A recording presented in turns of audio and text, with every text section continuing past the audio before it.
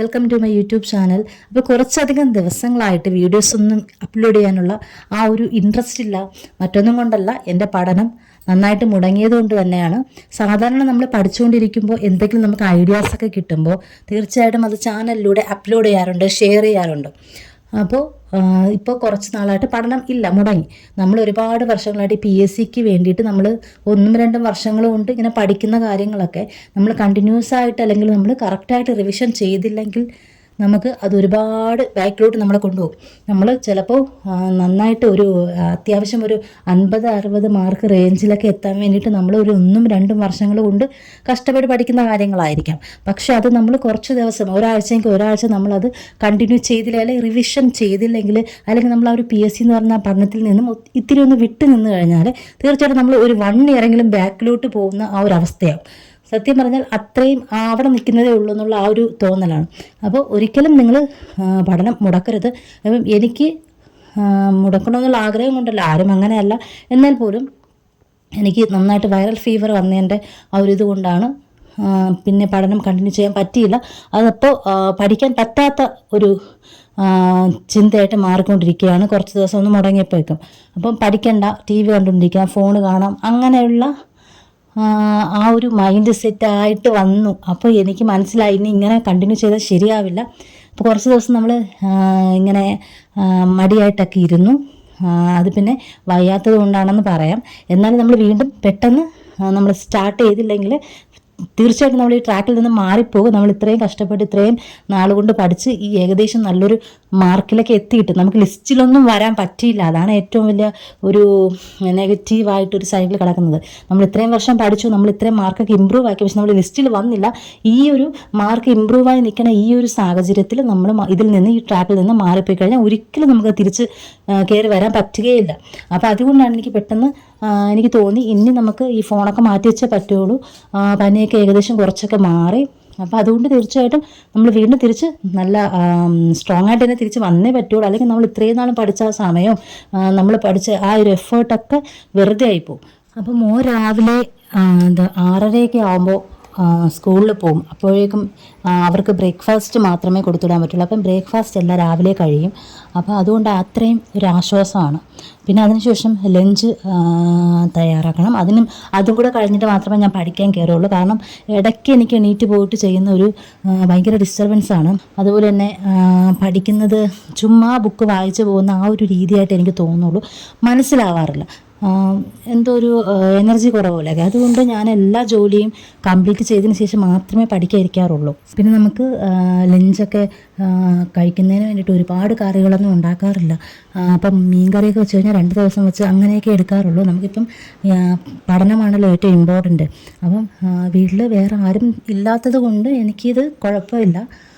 പക്ഷേ ചിലർക്ക് അങ്ങനെ പറ്റുമെന്ന് തോന്നുന്നില്ല. മറ്റാൾക്കാരൊക്കെ ഉള്ളപ്പോൾ നമുക്കങ്ങനെ 2 കറിയും 1 കറിയൊക്കെ വെച്ച് അഡ്ജസ്റ്റ് ചെയ്യുന്നതൊക്കെ കുറച്ച് പാടായിരിക്കുമെന്ന് തോന്നുന്നു. അപ്പോൾ എൻ്റെ ഒരു കാര്യത്തിൽ അങ്ങനെ കുഴപ്പമില്ല. നമുക്ക് കൂടുതൽ കിട്ടുന്ന സമയം മാക്സിമം നമ്മൾ പഠിച്ചെടുക്കുക എന്നുള്ളതാണ്. ആ സമയത്തെ മാക്സിമം യൂട്ടിലൈസ് ചെയ്യുക എന്നുള്ളതാണ് ഞാൻ പ്രധാനമായിട്ടും നോക്കുന്നത്. നമുക്കറിയാം ഇനിയിപ്പോൾ ഒരുപാട് എക്സാംസ് വരുന്നുണ്ട്. ഇതിലേതെങ്കിലും ഒന്ന് നമുക്ക് നന്നായിട്ട് പഠിച്ച് നേടണം എന്നുള്ളതാണ് നമ്മുടെ ഒരു മെയിൻ ലക്ഷ്യം. അപ്പോൾ ഇനിയും കൂടുതൽ വർഷങ്ങൾ മുന്നോട്ട് നമുക്ക് നമ്മളിതിന് വേണ്ടിയിട്ട് പഠിക്കാൻ വേണ്ടിയിട്ട് ഇരിക്കരുത്. ഞാനിപ്പോൾ ഏകദേശം ഒരു 9 മണിയൊക്കെ ആകുമ്പോഴേക്കും എൻ്റെ ജോലികളെല്ലാം കഴിയും. അപ്പോൾ പിന്നെ വാഷിങ്ങൊക്കെ ഉണ്ടെങ്കിൽ മാത്രമാണ് ചിലപ്പോൾ ഞാനത് മോൻ വന്നതിന് ശേഷം, ഉച്ചയ്ക്ക് ശേഷം മോൻ സ്കൂളിൽ വിട്ട് വന്നു കഴിഞ്ഞാൽ പിന്നെ എൻ്റെ പഠനമൊക്കെ കണക്കാണ്. അതുകൊണ്ട് ആ സമയത്തായിരിക്കും. വൈകിട്ടാണ് ശരിക്കും ഞാൻ വാഷിങ് അങ്ങനെയുള്ള കാര്യങ്ങളും അതുപോലെ ക്ലീനിങ് ഒക്കെ ചെയ്യുന്നത് ആ ഒരു സമയത്താണ്. അപ്പോൾ ശരിക്കും പറഞ്ഞാൽ രാവിലെ ഞാൻ എൻ്റെ കിച്ചണിലെ പരിപാടികൾ എല്ലാമാണ് കഴിയുന്നത്. ബാക്കിയെല്ലാം എനിക്ക് 2:30-ക്ക് ശേഷമാണ് ഞാൻ ചെയ്യുന്നത്. അതുവരെ കണ്ടിന്യൂസ് ആയിട്ട് പഠിക്കുകയാണ് ചെയ്യുന്നത്. അപ്പോൾ 9 മണിയൊക്കെ ആകുമ്പോൾ ശരിക്കും എൻ്റെ കിച്ചണിലെ പരിപാടിയൊക്കെ കഴിയും. അതിനുശേഷം പിന്നെ ഒരു 2:30 വരെ കണ്ടിന്യൂസ് ആയിട്ട് പഠിക്കും. ഇതിനിടയിൽ മോളുണ്ട്. അപ്പം അത് കുറച്ച് ബഹളമാണെന്നാലും കിട്ടുന്ന ടൈം ഞാൻ മാക്സിമം യൂട്ടിലൈസ് ചെയ്യാറുണ്ട്. പിന്നെ 2:30-ക്ക് മോൻ വന്നു കഴിഞ്ഞിട്ട് പിന്നെ ബാക്കിയുള്ള കുറച്ച് ജോലികളൊക്കെ കഴിഞ്ഞിട്ട് പിന്നെ വൈകിട്ടാണ് വീണ്ടും പഠനത്തിലേക്ക് വരുന്നത്.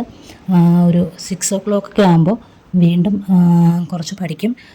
അത് എനിക്ക് ശരിക്കും ഈ 2 കുട്ടികളുള്ള സമയത്ത് ഭയങ്കര ടഫായിട്ടുള്ള ടോപ്പിക്കൊന്നും ഞാൻ എടുത്ത് പഠിക്കാറില്ല. കാരണം ഇവർ ബഹളമായിരിക്കും. അത് നമുക്ക് കോൺസെൻട്രേറ്റ് ചെയ്ത് പഠിക്കാനൊന്നും പറ്റില്ല. അതുകൊണ്ട് നമുക്ക് പെട്ടെന്ന് വായിച്ച് മനസ്സിലാവുന്ന ഹിസ്റ്ററി അങ്ങനെയൊക്കെയുള്ള കാര്യങ്ങളാണ് ശരിക്കും ആ ഒരു സമയത്തൊക്കെ നോക്കാറ്. ശേഷം പിന്നെ രാത്രി ഇവർ ഉറങ്ങിയതിന് ശേഷം നേരത്തെയൊക്കെ പഠിക്കുമായിരുന്നു. പക്ഷേ ഇപ്പോൾ അങ്ങനെ പഠിക്കാൻ പറ്റാറില്ല. കാരണം ഇപ്പോൾ ഭയങ്കര ക്ഷീണമാണ്. രാത്രി നല്ലതായിട്ട് ഉറക്കം വരുന്നുണ്ട്. എനിക്കങ്ങനെ ഉറക്കം ഒഴിഞ്ഞിരുന്ന് പഠിക്കാൻ ഇപ്പോൾ പറ്റാത്ത ഒരു രീതിയായി മാറി. പണ്ടൊക്കെ 2 മണിവരെ 3 മണിവരെയൊക്കെ ഉറക്കം ഒഴിച്ചിരുന്ന് പഠിച്ചിട്ടുണ്ട് ഒരുപാട്. അപ്പോൾ ഇപ്പോൾ അങ്ങനെ പറ്റുന്നില്ല. ഉറക്കം എന്ന് പറയുന്നത് വളരെ ഇമ്പോർട്ടൻ്റ് ആണ്. നമ്മൾ ഒരുപാട് നാൾ ഇങ്ങനെ ഉറക്കം ഒഴിച്ചിരുന്ന് പഠിച്ചു, ഒരുപാട് ഹെൽത്ത് പ്രോബ്ലംസ് ഒക്കെ വന്നു. പക്ഷെ അങ്ങനെ ചെയ്തിട്ട് വലിയ ഇമ്പ്രൂവ്മെൻറ്റോ വലിയ മാറ്റങ്ങളോ ഒന്നുമില്ല. നമ്മൾ ഒരുപാട് ടൈം വേസ്റ്റ് ചെയ്യുന്നു എന്നുള്ളത് മാത്രമേ ഉള്ളൂ. നമ്മൾ എഫക്റ്റീവായിട്ട് പഠിക്കുക, സ്മാർട്ട് വർക്ക് ചെയ്ത് പഠിക്കുക, അങ്ങനെയൊക്കെ പഠിക്കുമ്പോൾ ശരിക്കും ഈ ഒരുപാട് ടൈം ഉറക്കം വഴി രാവിലെ 3 മണിവരെയൊക്കെ ഇരുന്ന് പഠിക്കേണ്ട ആവശ്യമുണ്ടെന്ന് തോന്നുന്നില്ല. 12 മണിക്ക് ശേഷമുള്ള പഠനമൊന്നും ഇപ്പോൾ ഇല്ല. അതുകൂടാതെ രാവിലെ എണീക്കുന്നത് കൊണ്ടും ഒരുപാട് നമുക്ക് ലേറ്റായിട്ട് നൈറ്റ് ഇരിക്കാനൊന്നും പറ്റില്ല. ഒരിക്കലും നിങ്ങൾ പഠനം മുടക്കരുത്. നിങ്ങൾ ഒരു ദിവസം പഠനം മുടങ്ങി എന്തെങ്കിലും കാരണങ്ങൾ കൊണ്ട് ഓക്കെ വന്നാൽ നെക്സ്റ്റ് ഡേ മുതൽ നിങ്ങൾ നേരത്തെ പഠിച്ചതിനേക്കാളും കുറച്ചും കൂടി എഫേർട്ട് ഇട്ട് നന്നായിട്ട് പഠിക്കുക. നമ്മൾ എന്നാലേ കുറച്ച് ദിവസം കഴിയുമ്പം ഒരാഴ്ചയോളം എടുത്താൽ നമ്മൾ വീണ്ടും ആ ഒരു പഴയ ട്രാക്കിലോട്ട് വരുള്ളൂ. അപ്പോൾ എല്ലാ ദിവസവും പഠിക്കുക എന്നുള്ളതാണ്. കുറച്ചെങ്കിലും പഠിക്കുക. ഇപ്പം ഞാനിപ്പോൾ 2 ദിവസമായിട്ട് പഠനം നന്നായിട്ട് നടക്കാത്തത് കൊണ്ട് തന്നെ ഇപ്പം ഭയങ്കര മടിയായിട്ടിരിക്കുക. അപ്പോൾ ഇന്ന് ഞാനിപ്പം പഠിച്ചു കഴിഞ്ഞാലും ഇതിനി എനിക്ക് ആ ഒരു പഴയ ട്രാക്കിലോട്ട് വരാൻ ഇനി ഒരാഴ്ചയെങ്കിലും എടുക്കും. നമ്മൾ പഠിക്കുന്നത് നിർത്തി കഴിഞ്ഞാൽ ശരിക്കും നമ്മുടെ ആ ഒരു തോട്ടൊക്കെ മാറും. നമുക്ക് ജോലി വേണോ ഇല്ല അങ്ങനത്തെ ആ ഒരു ഇതൊക്കെ മാറും. നമ്മൾ ഫോണിൽ റീൽസ് കാണാൻ തുടങ്ങും. അതിന് നമുക്ക് ഇൻസ്റ്റയൊന്നും വേണമെന്നില്ല, യൂട്യൂബിലായാലും നമുക്ക് ജസ്റ്റ് സ്ക്രോൾ ചെയ്ത് നമ്മൾ അങ്ങനെ നോക്കിയിരിക്കും. നമ്മുടെ എയിമൊക്കെ മാറിപ്പോവും.